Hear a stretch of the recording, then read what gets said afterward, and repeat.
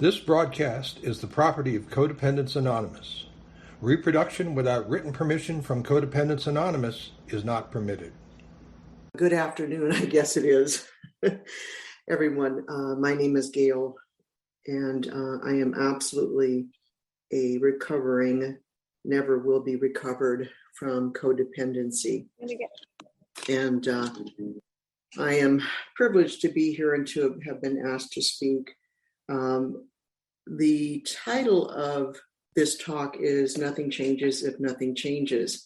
And honest to God, this was higher power that chose this topic matter.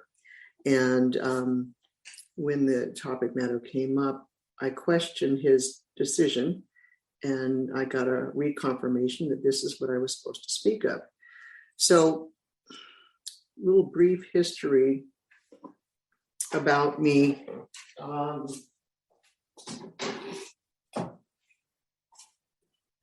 I walked into the CoDA rooms in May of 2007. My life was totally upside down. I was sick and tired of being sick and tired and repeating all of my patterns over and over again. I had been in therapy for a number of years, so I recognized that I needed some additional help here. And my therapist suggested that I might be codependent. And that's when I decided to start doing some research on it. Read a couple of outside books that piqued my interest. And then somebody said something about Codependents Anonymous. Now, this was not my first step into the 12-step programs per se. I started out in a couple of other programs because I thought if I went to those programs, I'd be able to help the addicts in my family and in my life. That's a little codependent. So finally, it was my therapist and my sponsor in one of those other programs who suggested that I really needed to look at my codependency. Now, I don't know about any of you, but when I'm told I need to do something, I don't always take it with grace and gratitude. It was first kicking and screaming, and then looking into the information and then realizing, this seems to fit me. The first meeting I went to in 2007, I was handed the promises at the beginning of the meeting and voluntold to read them when the time came at the end of the meeting. And I just put it down. I didn't look at it in advance. And then I started reading it when I was asked to do so. And I think I maybe made it to the second or third promise. And I couldn't stop crying. Could not stop crying. And I thought, oh my gosh. So this title of Nothing Changes If Nothing Changes, I've done a lot of meditation and thinking about this since I gave this title as my topic. What I've learned through not just CoDA, but also a little over 4 years ago, I qualified for AA. And what I have learned is it's really me. I'm the problem. I am the problem. And there was a song many, many, many years ago, the man in the mirror, or shall I say the person in the mirror. I need to look at that person in the mirror. It is me. I am the challenge. And when we get to do our inventory, whether we're doing our inventory for the first time ever in any one of our 12-step programs, but specifically in CoDA, I get to look at my inventory.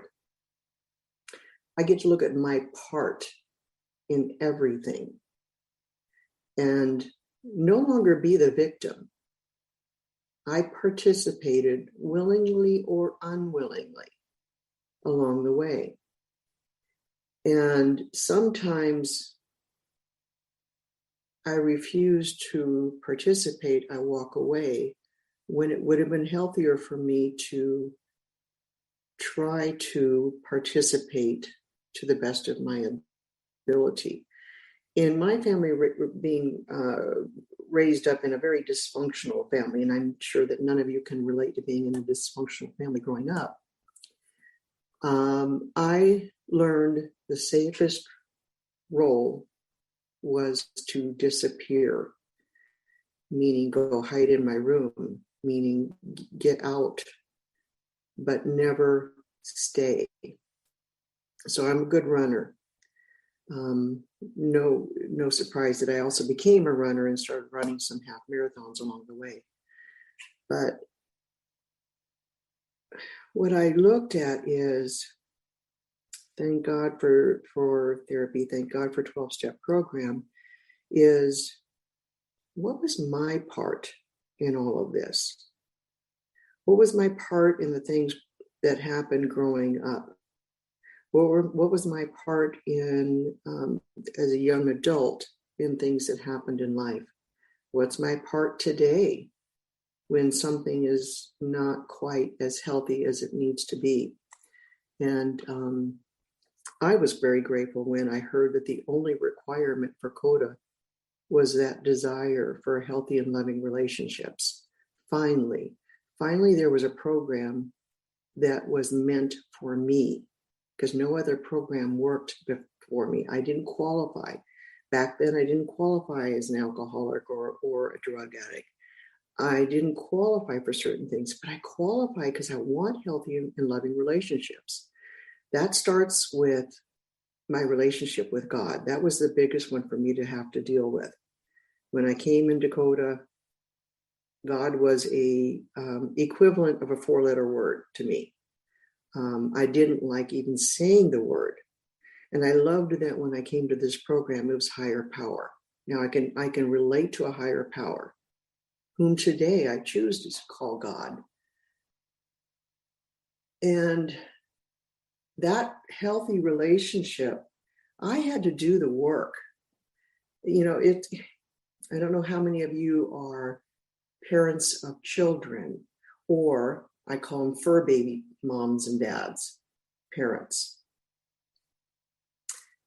My relationship with my children, my relationship with my dogs, my relationship with everyone out there, if I'm not in the right space, those relationships are not going to be good. And it took a long time for this control freak, Gail, recovering control freak, to realize I couldn't control anyone else out there. Could not. And I wanted to be the director, the writer, the everything. And when I finally learned I needed to state my needs, not expect my needs from the individuals that I voiced them to, but at least be able to state my needs in the relationship, whatever the relationship may be. And then find my needs in healthy ways and fashions. So if I go back to the premise that this is all me, I need to look at my belief systems. I need to look at my expectations, because expectations are the setup for my disappointments, especially if my expectations are not voiced. I did not learn how to ask for what I need or want as a child. When I was raised, it was children are meant to be seen and not heard. And how dare you think you have an opinion? That's one heck of a childhood to have to go through, and then to become an adult from that standpoint. I didn't have very many healthy adults in my life growing up. Not until handful of my teachers in elementary, middle school, high school, that were critical for me when, for a long time, I didn't have a father. My father died when I was 4 months of age. And then I got a stepfather whom initially I was very excited to have a stepfather, only to realize later on that he was going to become my abuser in so many different ways. And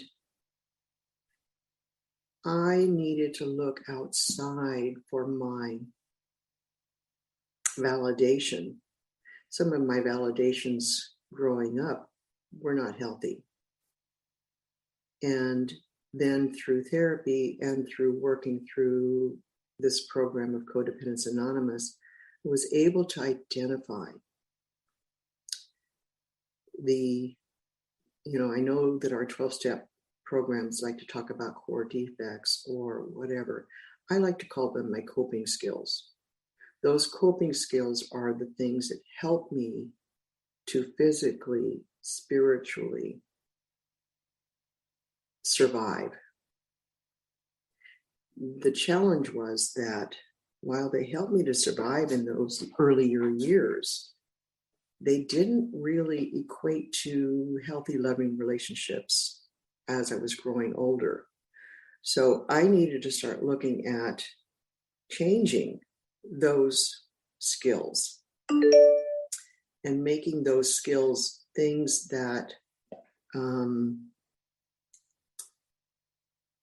were functional out there in the real world.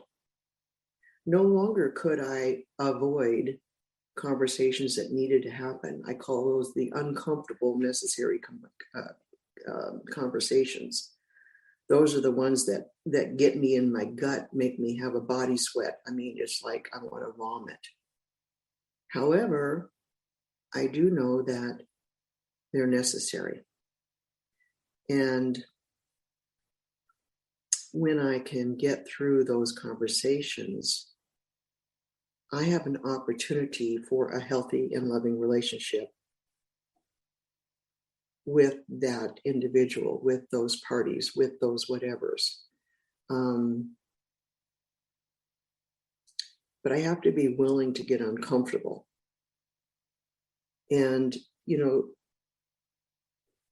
many years ago when I was selected to become or represent Southern Nevada as a delegate to CSC, to CoDA Servers Conference, I had no clue what happened in the world events of CoDA.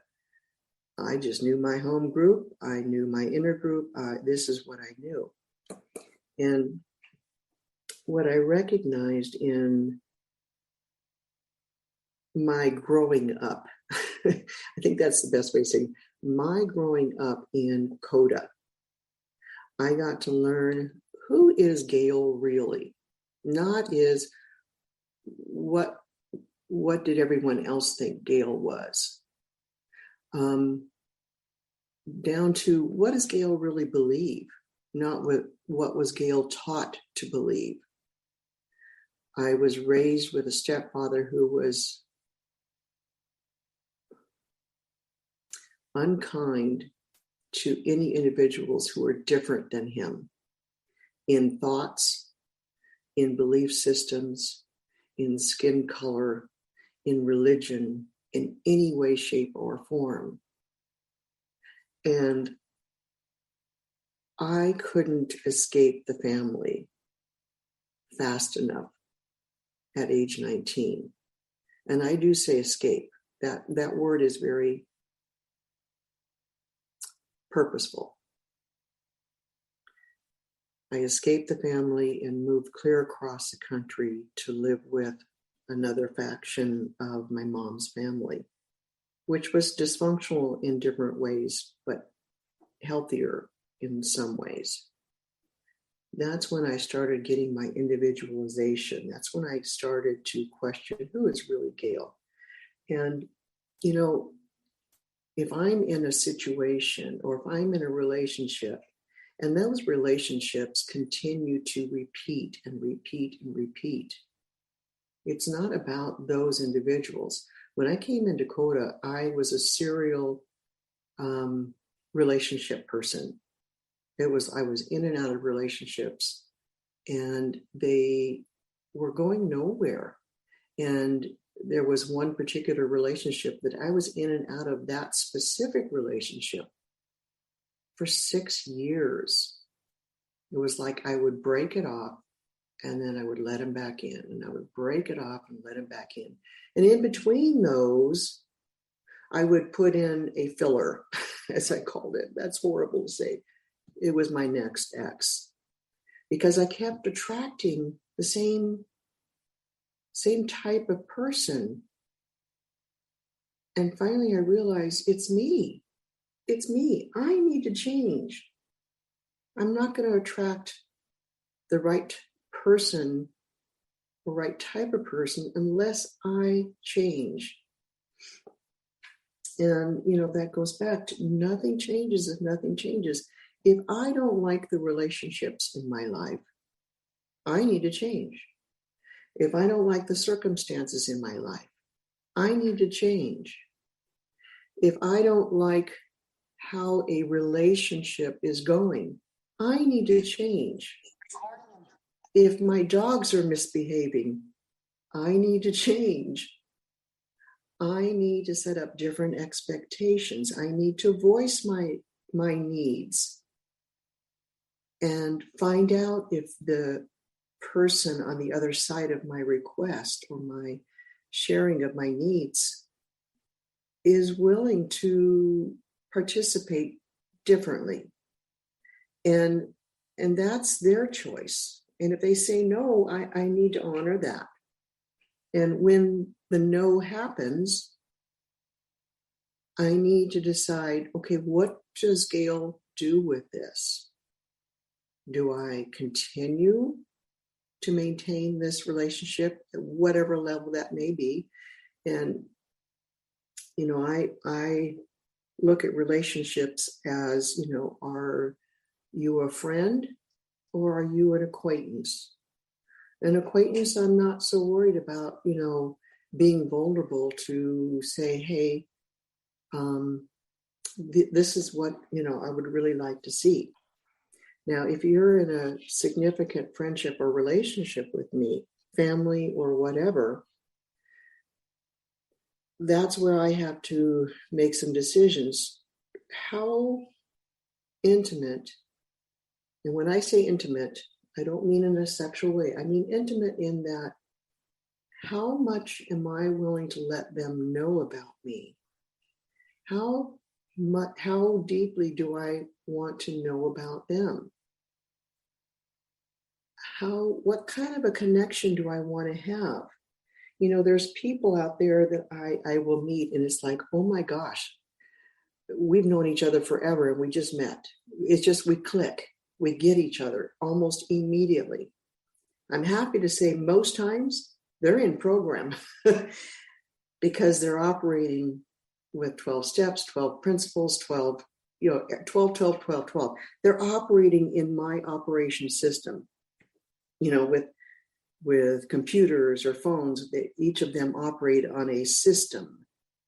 And I know almost immediately, without ever asking, without anyone ever saying, I can feel it if someone has 12 steps somewhere.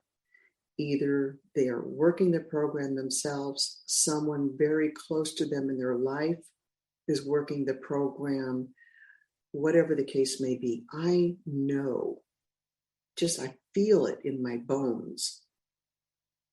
And then there are others where I hope and pray that at some point in time, they find something similar of what I have. In the meantime, the best I can do is walk my program, talk my program without, what's the word I'm looking for? Without trying to convert anyone. I'd rather have someone say to me, there's something different about you. I can't put my finger on it, but I like it. That's when I know I am walking my program. I'm doing my program. I am a living example of my program. Will I slip from time to time? Oh, yes. Gail is human, and I will have my moments.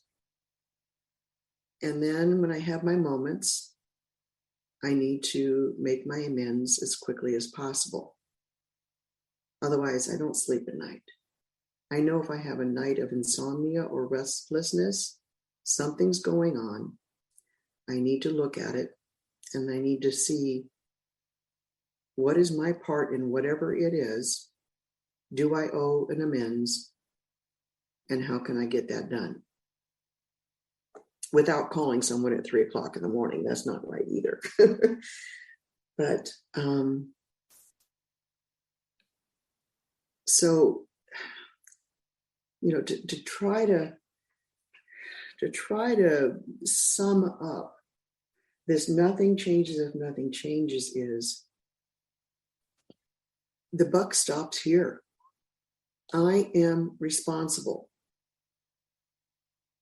in some form or fashion. And it's my job as a human being who's trying to evolve, who wants to leave this planet in many, many, many years from now in total peace and serenity, with absolutely no fear of the other side, because I've lived my life the way that my higher power, whom I choose to call God, would desire me to be. I made a difference. And that's something that I strive for. That is my personal motto, if you will, that Gail made a difference. In some minuscule way, I made a difference. I rescue dogs. I made a difference to so many dogs over the years. So many of those dogs didn't stay long enough with me, as long as I wanted them to stay, but it was their time. I made a difference. I make a difference in the grocery store or any store where I'm kind and considerate to anyone who is working, any store clerk, any service person. I am kind because I know that people are not kind out there in the world. And if I can bring a little bit of ray of sunshine into the world in any way, shape, or form, that's what I intend to do. So what I'm encouraging is that, if something is going on in your individual lives that is simply not working, look at it. Where does it come from? Is it tied to anything from growing up? You work with your sponsor, work with your therapist, and start figuring out how to change it. Nothing changes unless I change. Nothing changes unless we change. This is a we program. I'm not in this alone. And I'm so grateful I'm not in this alone. Anytime I share in any one of my meetings, I know I'm being heard. I know I'm not the only one to have experienced what I'm going through. Life has a way of happening, whether we like it or not. And it's my choice on how I respond or how I react. If I'm coming from my programs, if I'm coming from my recovery, I'm going to respond. Sometimes I have to literally say, let me get back to you on this. I need to think about this. Because if I respond at that moment, it definitely will be a reaction. And then I'm going to owe another doggone amends. And I hate making amends. I will make them, but I will think twice before I open my mouth or do something because I don't want to have to make amends. So I think with that, and there's my little timer going off in my head, I'm going to go ahead and stop now. I appreciate the opportunity to speak, and hopefully some of my experience, strength, and hope came through. God bless. Thank you, Gail, for sharing your experience, strength, and hope with the fellowship forum today. Can I ask you if it's okay? Will you accept questions? Absolutely. Absolutely. So we have some time for questions. Is there anyone that has a question for Gail?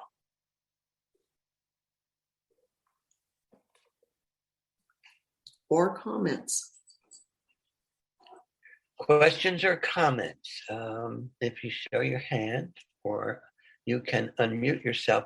Hi, Jen. Welcome. Hi, thank you. I got here really, really late, but I so appreciate, Gail, what I heard. And I was listening in particular about how making amends is not your favorite activity, I guess you could say.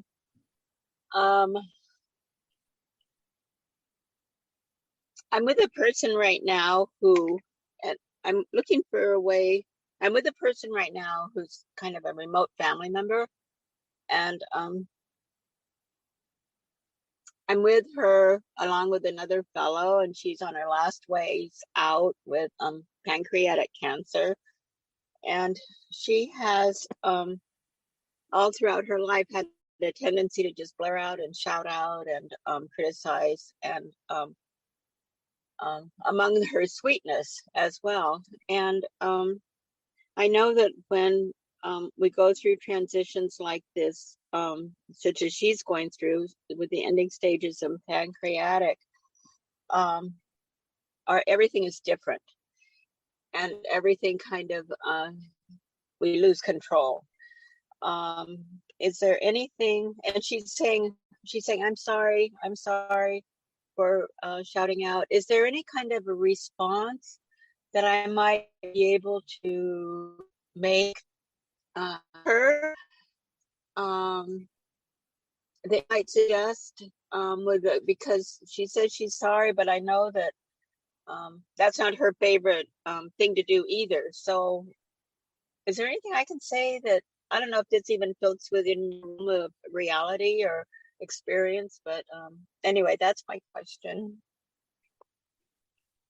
Thank you, Jen. Very good question. And I've had to deal with that type of situation personally with my family through illnesses as well as mental illnesses. And what I've learned to do, which my therapist taught me to do, was to gently say, ouch, that didn't feel so nice. Is there a different way that you could say what you need to say so that I could hear you? Because I want to hear you. But when I feel the stab, or when I feel that attack or whatever, I have a hard time hearing you, and I really want to hear you. So how can you tell me what you need to tell me in a different way so I can hear you? And then I followed up too with, I cannot even imagine what you are going through. Cannot.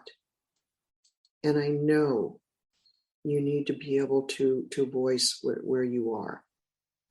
And it's a broken record. It's a broken record anytime that they do that. I had a couple family members that would lash out. One brother who likes to yell. And my reply is always, I can't hear you when you're yelling. When you're ready to talk at a more appropriate level, let me know. And sometimes now, after years of doing that same thing, he will calm down, take a breath, and then speak from a better place. But when someone is dying, it's a rough place to be. I can't I don't want to ever have to go through that, and yet none of us get out of here alive. Yeah. So it's our Oh, compassion. wow. I think you hit the nail on the head. We need to be able Thank to you. reply Thank with you. compassion. I'm sorry, we need what now? To reply with compassion. Reply with compassion. Yeah. Yeah. Yeah. Exactly. Exactly. And still I say so go ahead. I'm sorry. and still say ouch. Yeah, I was thinking that ouch is everybody can identify with that, ouch. And it's got no sting to it. It's got no color to it. It's just ouch. Right. Yeah. If I Oh, could this chime, makes such a difference. Oh, thank you. You're welcome. Thank you. Thank you. Thank you. thank you for your question, Jen. If I could chime in here, another added thought is to be able to, if you feel appropriate, you can say, I know you're sorry and I love you. Absolutely. It is the compassion and the understanding expressed clearly with the ouch. Yep. And when, as so aptly said, when somebody is going through terminal illness, as an outsider, as not the person doing that, it's really, it's not possible to imagine what they're feeling and experiencing. I would not wish that on anyone. And No. well, yes, compassion and understanding is the call of the day. Thank you. Are there any other questions, comments, or feedback for Gail? I'm going to put the links in the chat where you will be able to find this and other Fellowship Forum events that are posted. The recordings are posted at the Fellowship Forum recording page and also at the new CoDA YouTube channel. So you can find those links in the chat. If you're on a computer, you can save the chat to your computer using the 3 dots in the lower right corner of chat. Click that and choose save. Yes, Jen, you have your hand up again. You have some more? I'm sorry, I was trying to get to it. Sorry. Yeah.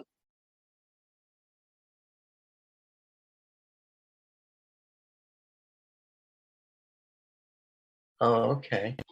Any other questions, comments, or feedback for Gail today?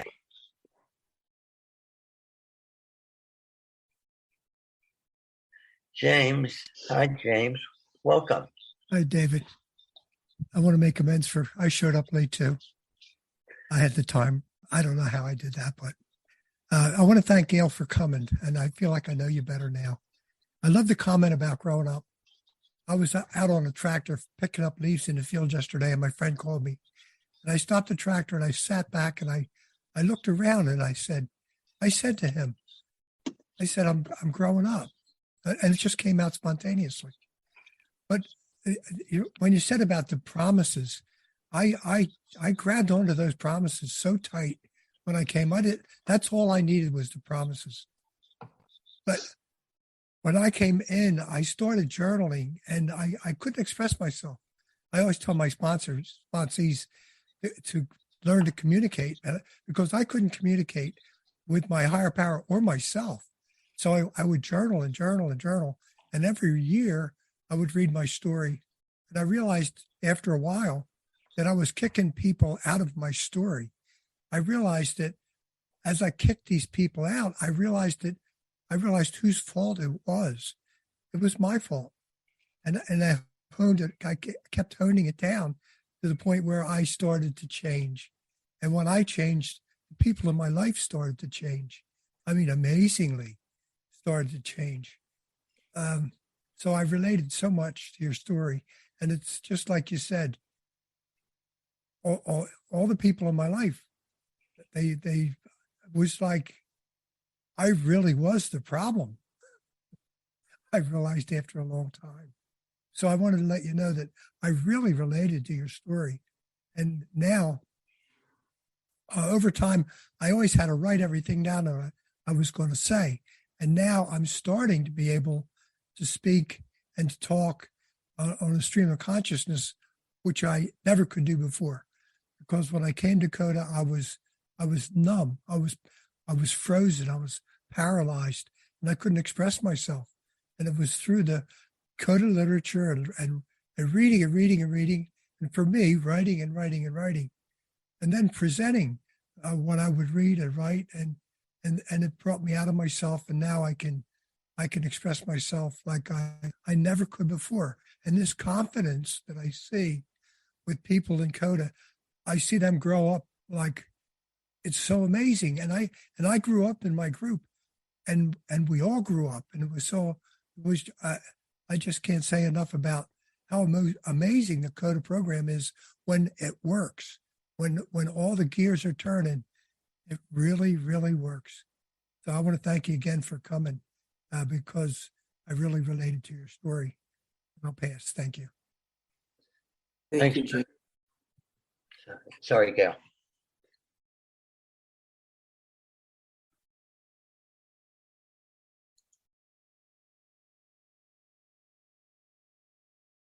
Are there any more questions, comments, or feedback for Gail? Gail, once again, I also would like to thank you for making the time to come to back to the Fellowship Forum, for paying us a visit and sharing your experience, strength, and hope with the forum today. You're very welcome. It's my honor. Any last minute thoughts before I move on in the meeting?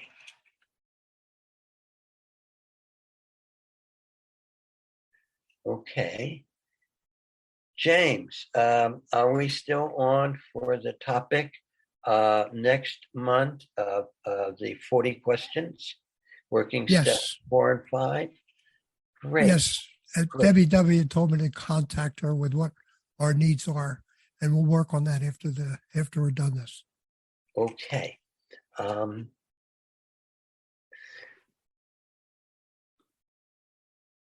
So next month, the Fellowship Forum will present members from NorCal on their new guidelines for working steps, not guidelines, but suggestions for working steps 4 and 5 with 40 questions. NorCal, Northern California CoDA, produced a document called Working Steps 1, 2, and 3, the 30 questions. And that has been very successfully and well received. And so I guess with the success of that, 30, I have to scratch my head. We had 1, 2, and 3 questions, only took 1, 2, and 3 steps. Steps 1 through 3 only took 30 questions. Steps 4 and 5, 40 questions. I'm looking forward to hearing the people from NorCal talk about how we got to 40 questions for just 2 steps. I know there's a lot to do with step 4, but 40 questions. I'd love to hear about that.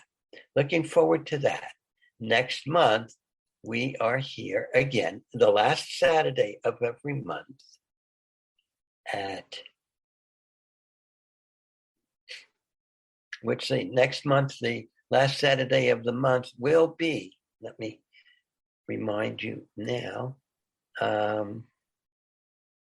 November, the last Saturday of November is the 26th of November. And we are here at 12 p.m., 12 noon Pacific time. And at that point, we will be out of daylight saving time. So Arizona and Central Time will be 1 p.m. Mountain Time, 2 p.m. Central Time, and 3 p.m. Eastern Time for the Fellowship Forum. And the topic will be from NorCal's draft document, working steps 4 and 5, with 40 questions. We'll close the meeting with, well, before I close, I will ask one more time if anyone has any more questions, comments, or feedback about fellowship form and today's topic, nothing changes if nothing changes, from Gail S. From the board, from CoDA. Any questions, comments, or feedback before we close the meeting today?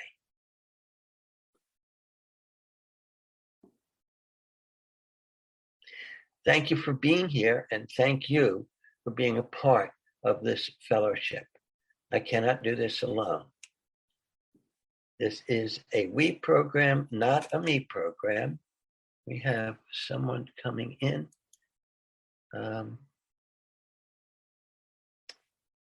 Welcome, Stephanie. We're just closing the meeting now.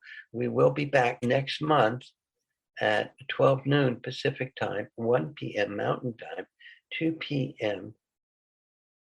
Central time, and 3 p.m. Eastern time on November 26th, always the last Saturday of the month.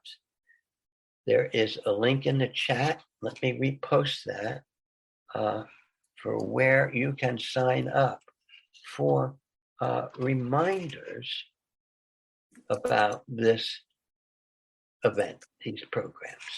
Again, thank you for being here, and thank you, Gail. We'll close the meeting with the CoDA closing prayer.